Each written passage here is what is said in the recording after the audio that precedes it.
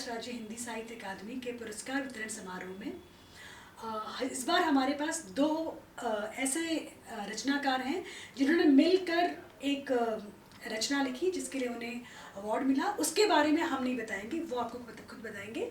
तो मीना राजपूत जी और राकेश दुबे जी, तो आप दोनों का बहुत बहुत स्वागत। और आप ये पहली दो हमारे पास जोड़ी है जिन्होंने मिलकर रचना लिखी और उसे एक साथ पुरस्कृत किया जा रहा है। तो पहली बार तो आप दोनों को पुरस्कार के लिए बहुत बहुत बधाई और बहुत बहुत धन्यवाद मैडम। और आपकी रचना के बारे में आप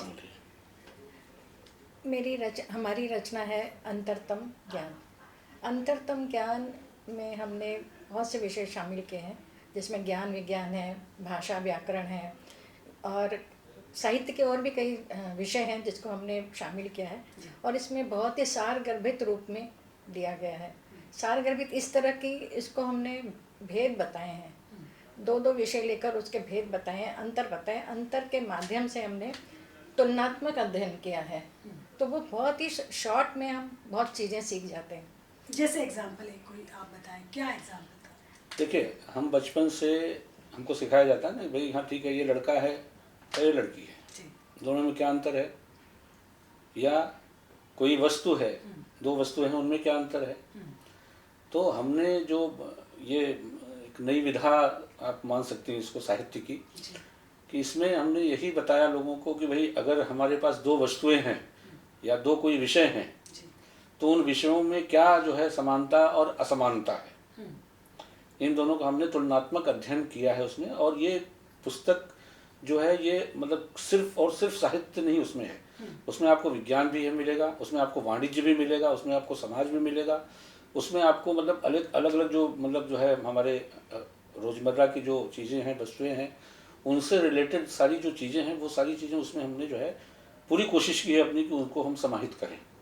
और वो हमने किया। और पुस्तक कुछ 300 350 पृष्ठों की पुस्तक है ये हमारी। और हमने काफ़ी मेहनत की उस पर, जो है करीब 2 साल 2.5 साल हमने काम किया उस पर, और तब जाकर ये पुस्तक का रूप जो है आया और इसको हमने जो है प्रकाशित हुई पुस्तक, और प्रलेख प्रकाशन ने जो है इसको प्रकाशित किया है। और आप समझिए कि इसमें एक तरह से हम यही चाहते हैं कि मतलब ये जो साहित्य या भाषा, हिंदी भाषा और साहित्य, इसको जो बच्चे पढ़ रहे हैं या जो बच्चे उसमें जानना चाहते हैं बहुत सारी चीज़ें, तो उनको इसी पुस्तक में बहुत सारी चीज़ें मिल जाएंगी। इसमें आपको पत्रकारिता से भी संबंधित जो चीज़ें हैं, मतलब तुलनात्मकता जो है, जो भी है, क्योंकि मैं स्वतः पत्रकार हूँ, मैं बहुत वर्षों तक मैं जनसत्ता में मैंने काम किया, उसके बाद कई और अखबारों में काम किया, आज भी मैं पत्रकारिता कर रहा हूँ और कई सारे पोर्टल्स और इस पर लिख रहा हूँ मैं। तो यह है कि मैंने उसको भी उसमें समाहित किया है। पत्रकारिता के भी अगर स्टूडेंट्स या छात्र जो हैं, जो शोध करना चाहते हैं या कुछ उस पर लिखना चाहते हैं, तो वो सारी चीज़ें भी उनको उसमें मिल सकेंगी। तो कैसे हुई शुरुआत? क्यों ख्याल आया कि ऐसा कुछ लिखा जाए? शुरुआत हमने तब हुई जब हम यूनिवर्सिटी में पढ़ाते थे।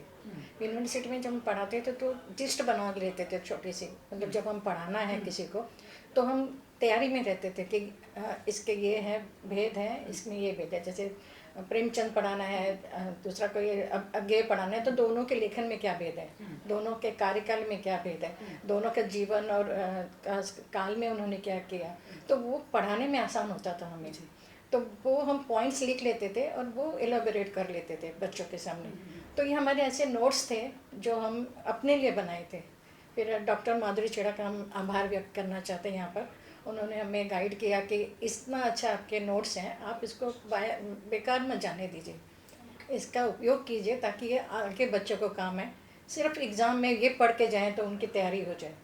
तो ये ध्यान में रखते हुए हमने वो लिखा। वाह, तो एक ऐसी किताब है जो बच्चों को ज्ञान देने, सामान्य ज्ञान देने के अलावा उन्हें एग्जाम में भी हेल्प, तैयारी हो जाती है, परीक्षा की तैयारी होती है कि मतलब अंतिम 1 महीना ऐसा होता है जब वो पढ़ने के लिए ज़्यादा वक्त नहीं होता, तो सिर्फ वो पॉइंट्स पढ़कर वो अपना आंसर तैयार कर सकते हैं और आसानी से उसको इलेबोरेट कर सकते हैं, बड़ा कर सकते हैं और उस पॉइंट के आधार पर उसको बना, मतलब सार गर्भित हमने इसमें पूरा दिया है। बहुत सार है सब चीज़ों और निचोड़ बना दिया पूरा हर विषय का।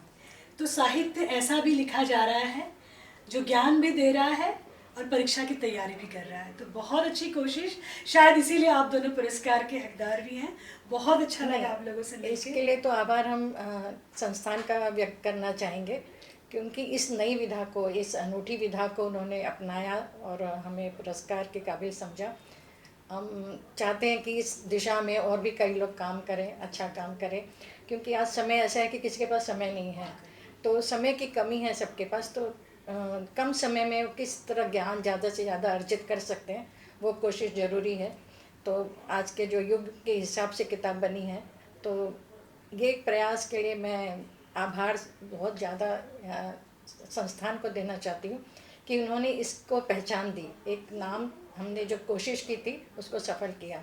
सफलता में पूरा पूरा सहयोग संस्थान का है, ये हम मानते हैं। महाराष्ट्र हिंदी साहित्य अकादमी को हम अपनी तरफ से बहुत बहुत धन्यवाद देना चाहते हैं कि उन्होंने हमें एक पहचान दी, हमें सम्मानित करके या पुरस्कृत करके। क्योंकि हमारा काम साहित्यकार नहीं है, हम कार्यालय में काम करने वाले हैं और साहित्य हमारा शौक रहा है।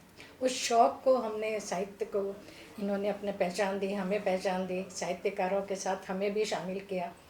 तो वो एक अलग खुशी है कि आम व्यक्ति भी साहित्यकार की तरह बन सकता है, साहित्य के लिए सहयोग दे सकता है।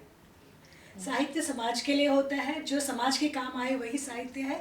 तो ये महाराष्ट्र राज्य हिंदी साहित्य अकादमी ने ऐसी बहुत सारी पहल की हैं, नई पहल की हैं कि नई चीज़ लोगों के सामने आए और नए लेखन को लोगों तक पहुंचाया जाए।